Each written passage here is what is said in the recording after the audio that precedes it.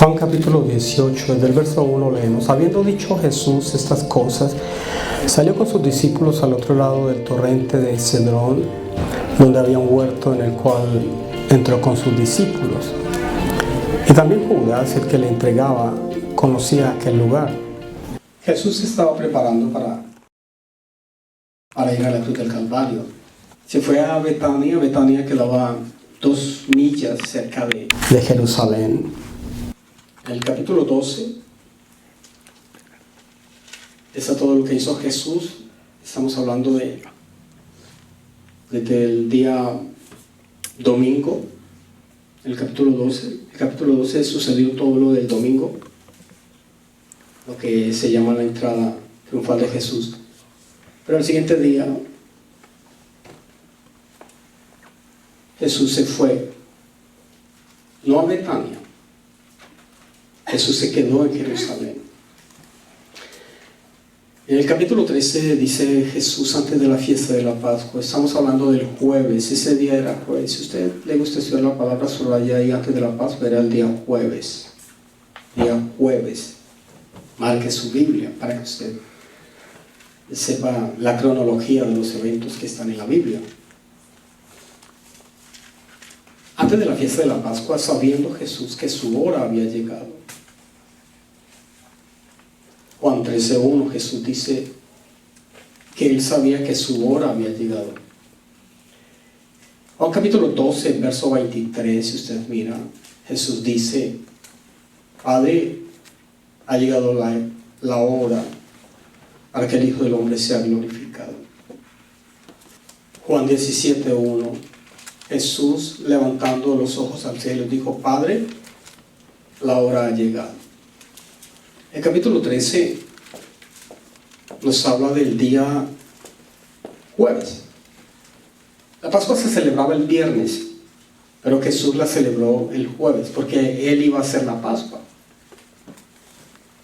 Cuando Jesús celebra la Pascua del jueves, en la noche en la que estamos viendo acá, Él estaba uniendo el Antiguo Testamento con el Nuevo Testamento. La Pascua era para los judíos, pero como nosotros somos gentiles, entonces Cristo allí celebra lo que nosotros conocemos como creyentes o cristianos, la comunión, la santa comunión o la santa cena.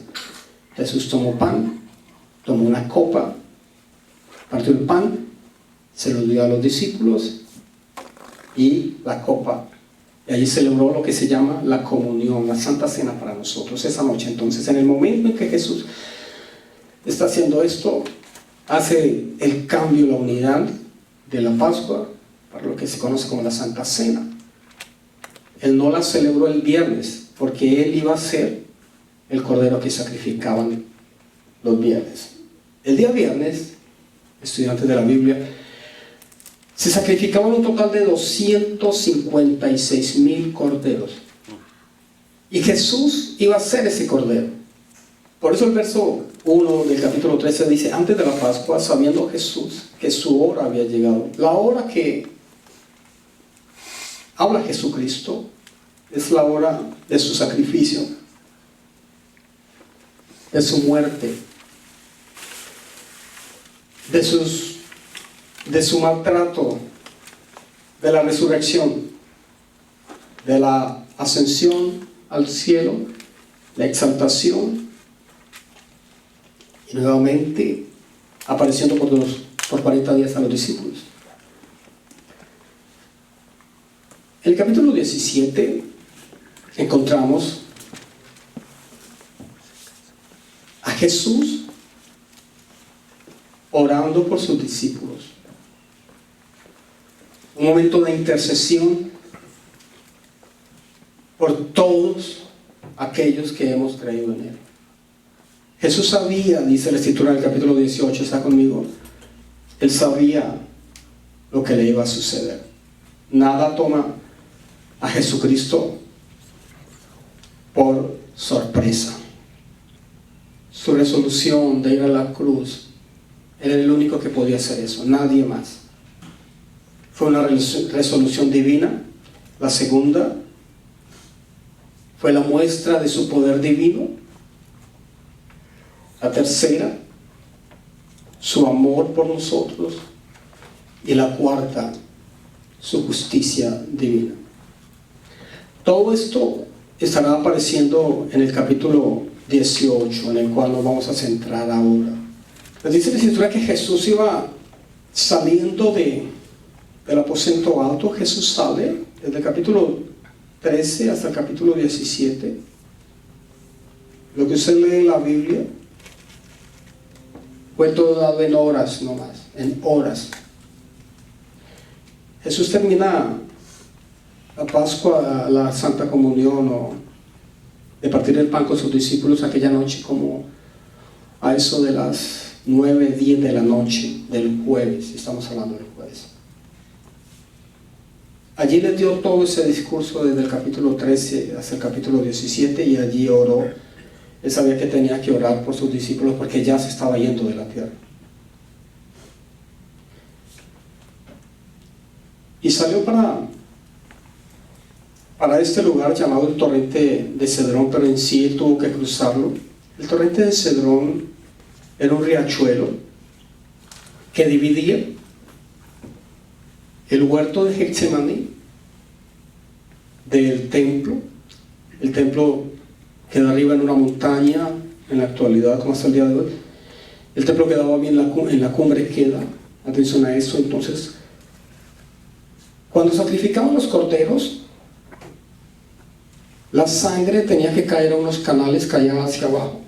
Los canales, había un lugar donde sacrificaban a los corderos, y entonces la sangre toda la vaciaban, y esa sangre de los corderos iba por todos los canales en la parte trasera del templo. Y cuando caía por esos canales en la parte trasera del templo, descendía a este arroyo, el arroyo de Cedrón. Entonces ese arroyo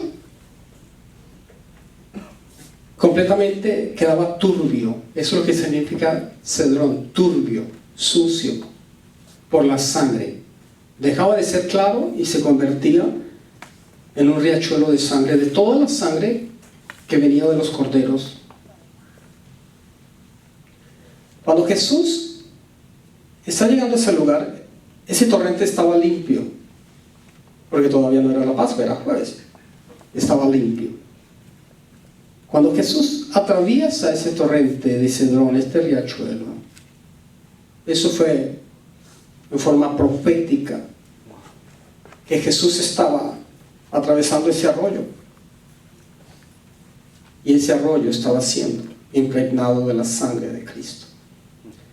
Porque el viernes en que se celebró la Pascua, escúcheme bien, ese arroyo no recibió sangre de los corderos, porque ese día viernes no mataron 250,000 de ovejas o corderos, no sacrificaron eso, porque ellos estaban todos entretenidos sacrificando al cordero pascual. Entonces ese día ese arroyo quedó limpio. Jesús, al pasar por ahí físicamente, pero espiritualmente, ese arroyo quedó impregnado de la sangre de Jesucristo. Verso 2. También Judas, dice la Escritura, conocía este lugar. Judas ya no estaba allí con Jesús. Recuerden que él salió la misma noche del jueves e ir a donde los fariseos y vender a Jesús por 30 piezas de plata, el valor de un esclavo. Dice la Biblia que Judas conocía bien este lugar. Tome nota de esto. ¿Qué era lo que conocía Judas?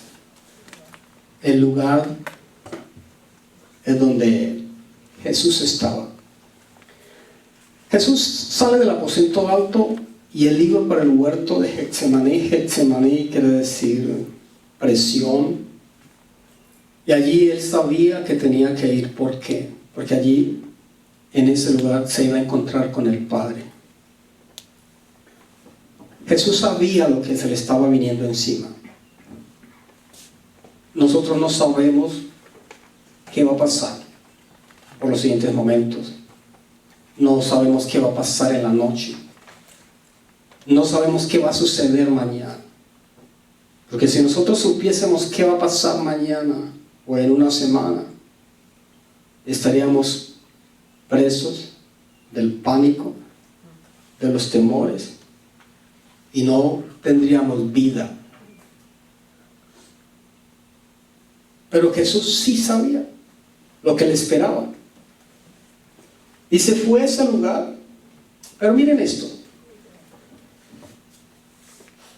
Judas, con toda su maldad, su traición, sabía dónde encontrar a Jesús.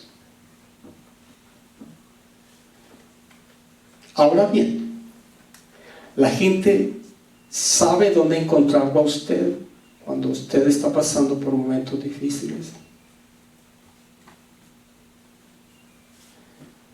¿A dónde vamos cuando tenemos momentos duros? Momentos que nos quieren acabar. ¿A qué lugares visita usted o se va a desahogar tal vez las penas, las luchas o los fracasos? ¿Estamos? ¿A dónde va usted? ¿A un lugar donde nadie lo encuentre? ¿Donde nadie sepa que usted está ahí? La mayoría de las personas hacen esto cuando pasan por momentos difíciles. Se esconden, no las encuentran, algunos se encierran y no quieren que nadie sepa de él o de ella. Muchos se esconden, tal vez con su fracaso, con su dolor, en su casa, en su habitación, mirando la televisión sin final. U otros corren a los profesionales del tratamiento para el alma, porque no pueden con sus temores, con sus luchas, con sus presiones, y necesitan que les den una medicina para calmarlos. ¿Cuál es el mejor lugar para ir? La presencia del Señor. ¿Estás siendo presionado? ¿Te sientes perseguido? El mejor lugar es ir a la presencia del Señor. Eso fue lo que hizo Jesús. Judas sabía, dice la Escritura. ¿Dónde lo pueden encontrar sus amigos? ¿Dónde lo puede encontrar su cónyuge? ¿Dónde lo pueden encontrar sus hijos? ¿Dónde lo pueden encontrar los hermanos de la iglesia? Si algo está pasando en su vida. Judas sabía dónde encontrar a Jesús. Si Judas sabía dónde encontrar a Jesús, ¿por qué nosotros no sabemos dónde encontrarlo? ¿Estamos comprendiendo? ¿Dónde está Jesús?, dicen algunos. Pero Judas lo encontró. Él dijo: yo sé dónde está, en el huerto de Getsemaní. Él allí está orando. Verso 3. Judas, pues, tomando una compañía de soldados, alguaciles, de los principales sacerdotes, de los fariseos, se fue allí con linternas, antorchas y con armas. Miren esto.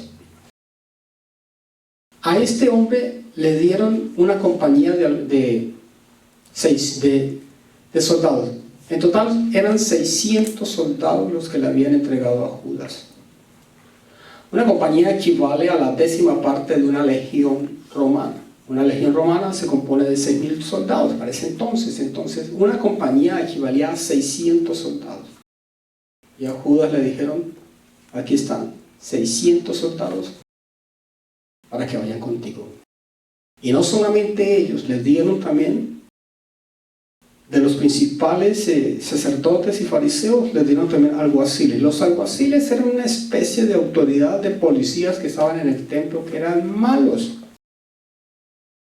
Eran de esos que si le daban la autoridad, le daban garrote a la gente.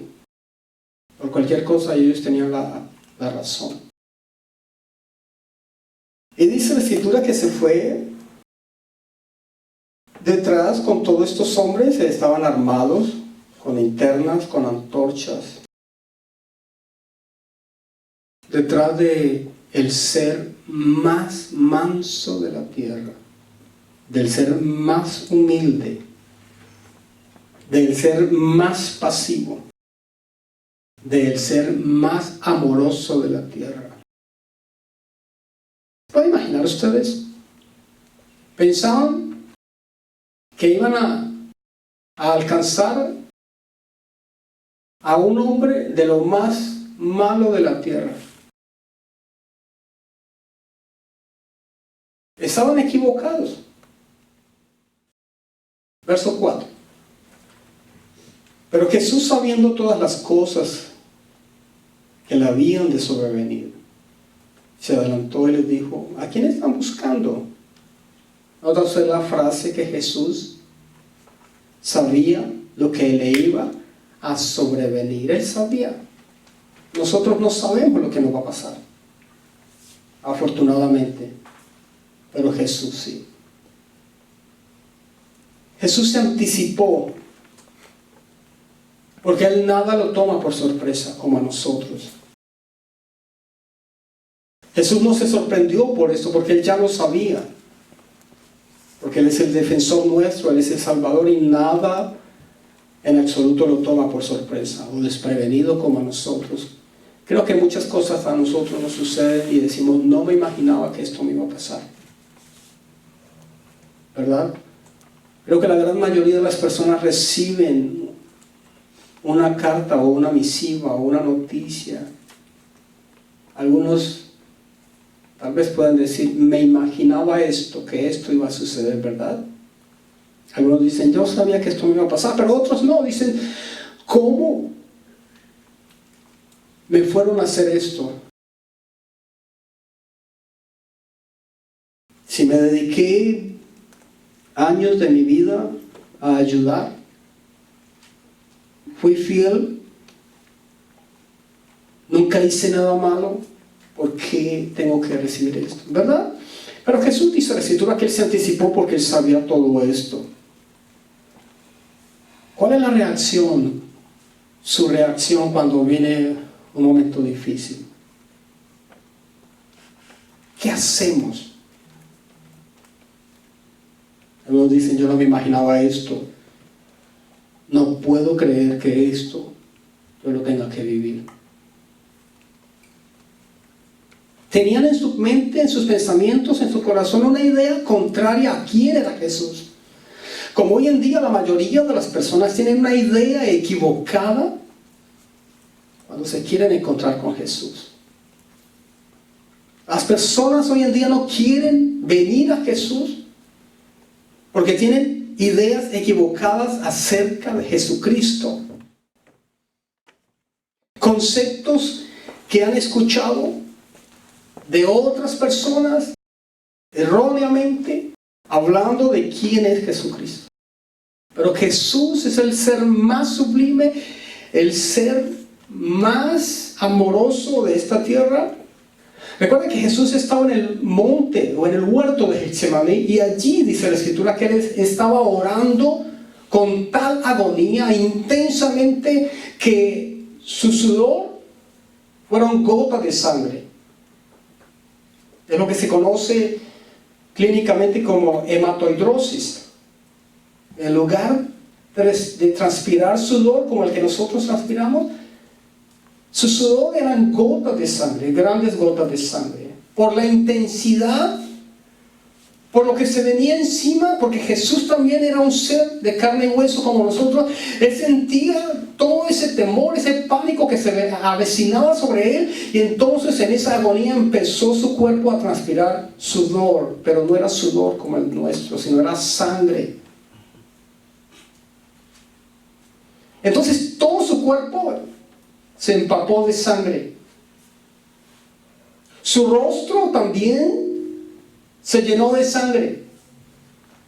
Y cuando va al frente de estos hombres, porque Jesús le dice a los discípulos, ya es hora, vamos porque ya viene el que me va a entregar. Los discípulos no comprendían, ni tampoco se dieron cuenta que Jesús estaba ensangrentado, sudoroso. Y cuando le pregunta a la turba o a la chusma, ¿a quién están buscando? Jesús tenía en su rostro, en su cuerpo tenía sangre, había sangrado. Jesús pregunta, ¿a quién están buscando ustedes? ¿A quién buscan? Hasta ese entonces, tome nota de esto, a Jesús ninguno lo había tomado por la fuerza. Durante los 3 años que estuvo Jesús en la tierra, nadie lo había agarrado fuertemente ni lo había empujado.